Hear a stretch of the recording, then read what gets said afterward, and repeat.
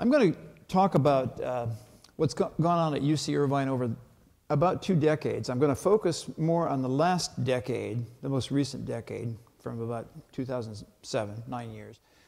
And what I think is kind of remarkable about the story I'm going to tell is, if you'd told me in 2007 what I'm about to tell you, I wouldn't have believed a word of it. Now, keep in mind, I'm a chief financial officer, and CFOs are born skeptics. We're used to people coming to us and promising things that sound too good to be true. And actually, everything I'm going to tell you sounds too good to be true, but I'm going to show you the data that actually turn this around entirely. So this is where we stood at the end of 2007. There are 2 curves on this. It's pretty simple. This top curve is the business as usual curve for total energy used in the academic core of the campus. Now, the reason I say academic core is, as many campuses have, we have outer areas of the campus which are housing. We have some third-party housing. We have some athletic spaces that are outside the campus core. The bulk of the campus, which is where the laboratories, the classrooms, the offices, and so on, that's what I call the academic core, the libraries. It's sort of typical of many universities. And so this top curve here is what we would have consumed if we just continued to build buildings to code and maintain them reasonably well. And we have been a growing university. We were the fastest growing research university in America for about a decade and a half, and we're still growing.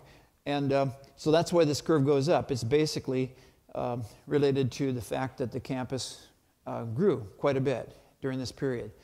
And so what happens here is the green curve is what actually happened. And you can see some of the things that we did that I believe changed the shape of this curve. And so, for example, right here we decided to start beating code, Title 24 in California, by 30%. By the way, back then, we didn't have any goals about carbon or sustainability. This was because we had a budget deficit in utilities. And that's just because of the odd way that utilities were funded back then.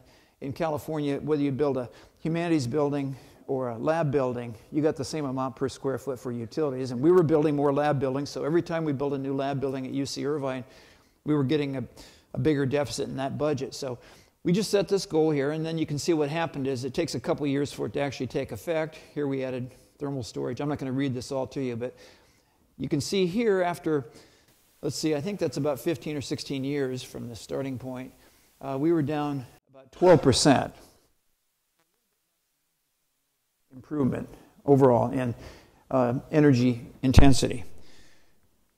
So what happened in 2007, or somewhere between 2007 and 2008, is a number of things. One is we completed a combined cycle cogeneration plant. We adopted this goal of building buildings that were LEED gold, because we were still building new buildings and continue today. The big thing, though, was we adopted, we signed up, we became signatories, one of the early signatories among American colleges and universities for the ACU-PCC, the American College and University President's Climate Commitment. We made a commitment, the whole UC system, all the campuses, to become carbon neutral. And that, in turn, triggered this idea, deep energy efficiency. And that was a term I'd never even heard of before this point in time. I was meeting with Carl Blumstein, the head of the California Institute for Energy Efficiency, and he used this term, deep energy efficiency. And I said, what's that? And he said, that's a project which saves 50% of the associated energy for that project, whatever that project is, before and after, 50% less. I thought that was crazy. I thought he was over the top, and I figured, well, after all, he's head of an energy efficiency institute, he probably exaggerates. And as I say, I'm a skeptic, I'm a CFO.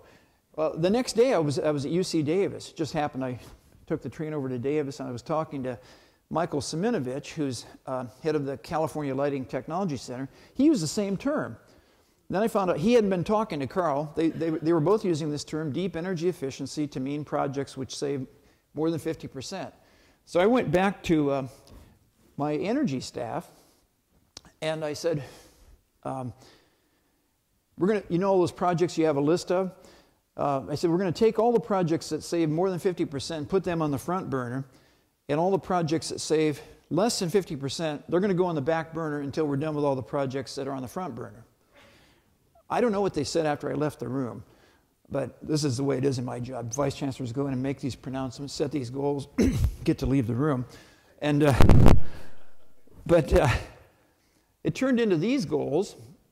They actually embraced it, decided to take it as a challenge. So by building types on campus, we adopted slightly different goals. You can see most of these are 50%.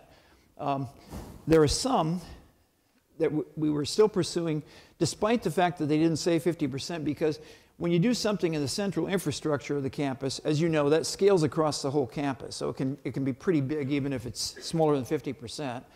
And we weren't quite sure what to make of this, but we set a slightly lower goal here because there's so many things we don't control in residence halls. It's a lot of it's behavioral.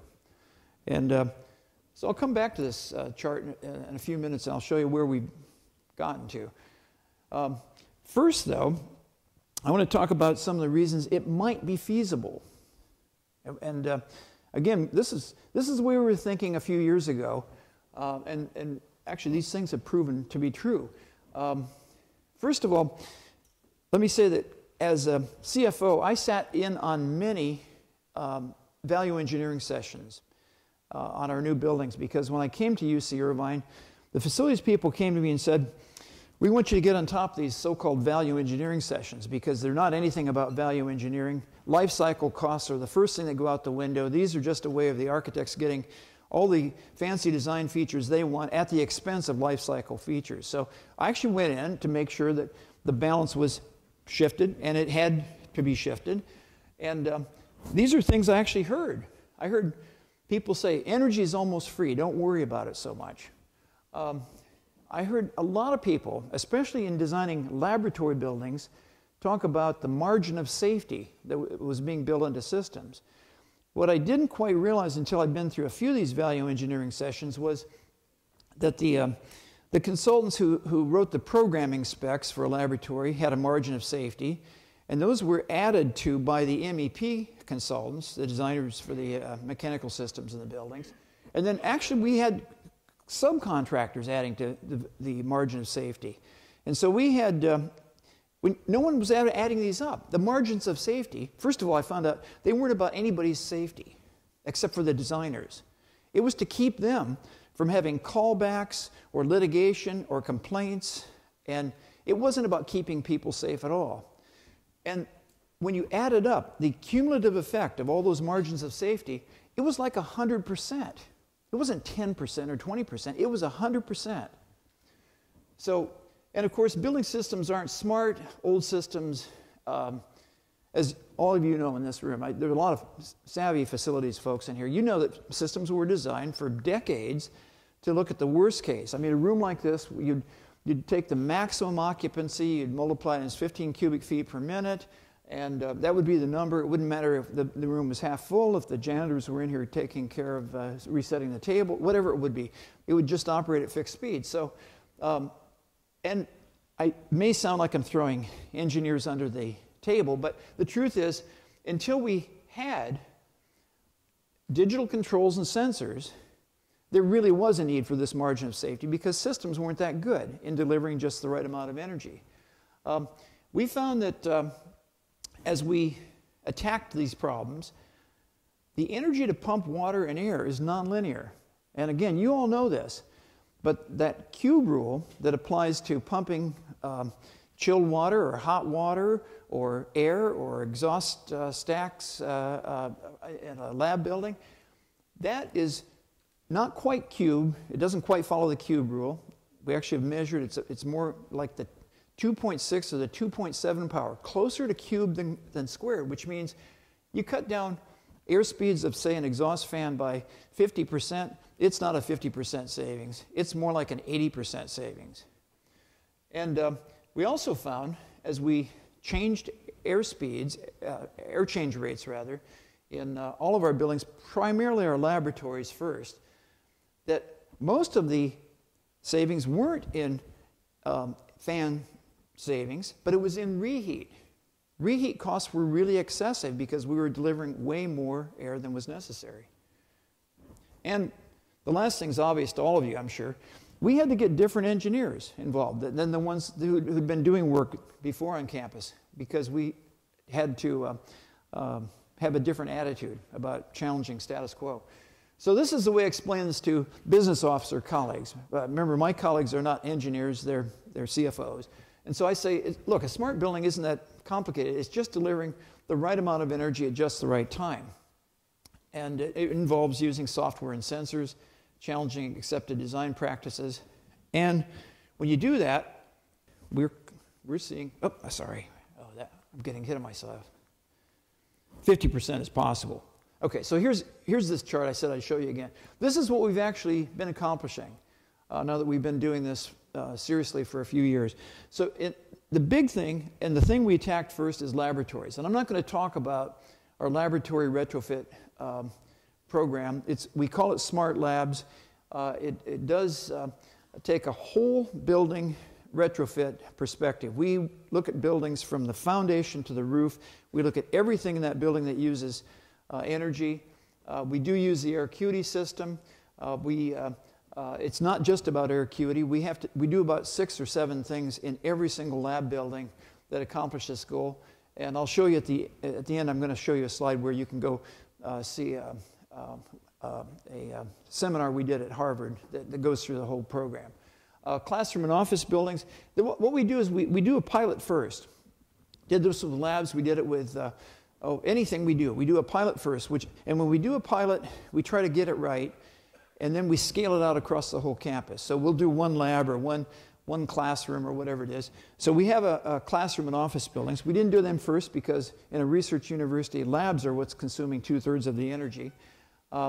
In data centers, we think we're going to hit 50%. We're still doing the measurements on this. This was disappointing. I'll show you something about that in a second, why that happened. In this case here, that's a fancy word, as you know, for trailers. We have trailers all over California. Every campus has them, every community college, every elementary school. But what we wanted to do here was retrofit one of those modular buildings to save 50%, because we know that's going to be scalable across every sector in California. And we do have a working prototype, and the study's being done. Now we think we're going to hit 50% on that. And here's some of these really huge numbers with illumination. And that's done by, again, in a comprehensive project, aiming high, and then making sure it's not just the devices, the lighting fixtures, but it's also the controls. It's putting in smart controls plus typically LEDs. And that's how you get up to numbers. These are actual numbers. This looks like a round number. It just happens to be round. But that's an actual number. These are performance. And this is actually higher than we thought. That's going up. Now here's the problem. We discovered the problem with residence halls. It's all this stuff. It's vampire loads that are plugged in all over the place. So here's what happens for the whole campus. This is reality for us. What happened is when we adopted this challenging goal and then prioritized deep energy efficiency, look what happened. So what this really says here is that the campus has doubled in size in a little over 2 decades, and it's using the same amount of energy. The energy per unit of space has been cut in half. This curve's still going down. I know it can't go down forever. I don't believe in perpetual motion machines. But it's still going down. That list of projects I told you that was put on the back burner that saved less than 50%, it's still on the back burner. It'll be there till about 2017. And then at some point, this has got to start leveling out a little bit. There are a bunch of co-benefits, too. In doing these, especially these laboratory, smart lab projects, we have to get everything mechanical and electrical in those buildings working right. Every single thing. So we find valves that have been stuck for years, maybe decades in some cases. We find controls that need to be replaced. All of that stuff has been replaced. So we, in effect, have solved a lot of deferred maintenance problems in our laboratories, which was our biggest problem and certainly the most demanding, serious problem for our researchers, in effect using energy savings. The savings are that good. Better information. There's a whole information layer that goes with the systems, especially in laboratories. These aren't just building control systems, they're building control and information systems. The information layer is pretty rich. And it's good enough that we don't think we'll ever have to pay, again, for recommissioning a lab building. We have real-time data that allow us to find problems within minutes or hours that used to take, I'm not kidding, years or decades. The cube rule that I mentioned that applies to the relationship between the power required to move a fluid and the speed. Something like a square or a cube relationship exists for the failure rates for everything that moves. So motors, bearings, air handling units, and so on. All those things are running slow. We've actually got some thermal photographs that show before and after pictures of how hot the bearings are in a fan before we slowed it down and after. So those things are going to last a lot longer. This is obvious. That's mostly LEDs. Cleaner air, laboratories and classrooms. By the way, this is kind of an interesting little anecdote. The only complaint we got after our smart labs were done was I had one PI call me up and say, you know, this lab is just too quiet now. We slowed down, you know, they like that rumbling sound, I guess, that you used to have in laboratories when all the air systems were running so loud. So why are some colleges and universities not pursuing it? Limited access to substantial capital. Now, let me give you an idea. UC Irvine, our core campus, and I just defined that earlier, about 10 million square feet in round numbers. We'll spend, by the end of, by 2017, we will have spent $100 million in energy retrofits, deep energy efficiency retrofits. We'll be money ahead, by the way. We're using tax-exempt debt, and our debt coverage ratio is well in excess of 1.0. And that's how we're funding some of this other stuff, like all the deferred maintenance I mentioned that's been incorporated. Some universities are just unaware of the kinds of savings I'm talking about. I was unaware of it. I was amazed that this happened. When I set that goal, I had no idea if we could achieve it. But it's amazing to me what's been possible. All these co-benefits. In fact, if we just broke even, let's say, talking like a CFO, if we just had a debt coverage ratio of 1.0, I'd still want to do it because of all those co-benefits I just listed on the last slide. It'd still be worth doing. Concerns about risk? Yeah, there were some risks early on. In illumination, it mainly had to do with some poor products 5 years ago or so, a lot of LED products, and some of the early controls were not so good. We were the first, I think, big installation in a research university of air acuity. That I don't consider that a high risk anymore. And it's not just air acuity, it's the whole suite of things that we do in our Smart Labs program. We'll give that information away to anybody because we believe that climate change is a serious enough concern that we're willing to share the game plan with everybody. Some people think deferred maintenance is more important. I think it's related. I think when you do deep energy efficiency and do whole building retrofits, a lot of deferred maintenance can be addressed. And there is a concern about building the right kind of technical staff. I won't say much about that except we're working with our local community college to develop a skills enhancement program that will have two levels. One is for young folks who are coming out of high school and want to go into a trade. The other one is a mid-career thing for the electrician who's mid-career and is now having to deal with digital interfaces for every control system we put in. And organizational culture, that's a whole topic. And in some of the later sessions and panels or in our informal settings, I have a lot to say about that and even have some slides, but I don't have time right here. So I think there's two approaches to managing a program like this. One is the do-it-yourself program, and this is what we've done. And again, this is a whole presentation here, but some of the key things, I've talked about a lot of these things already, you can see. Prioritizing deep energy efficiency, that's sort of the theme here. Scalable strategy, that is, do pilots first, but then as you do a pilot, realize you're going to go scale it out to the campus. Let's see here. And I think the other approach is, and I use the term in the most generic way. I realize there are 3 or 4 business models under this umbrella of energy services. These are some of the reasons that I think it makes sense to consider this approach. But I think there's some key factors that have to be structured into the contract to really make it work, to go deep enough, because a lot of what used to be called energy services contracts didn't go deep enough. They picked off the low-hanging fruit, and then you're left with all the stuff that has longer paybacks that's actually going to get that big return long-term, and it's gone. So that's a big factor. And again, I'll talk more about this in other sessions. Here are these additional resources. Several of those are about the smart labs. Some of these are about what I call the culture, changing the culture to be able to do this kind of stuff. That's it.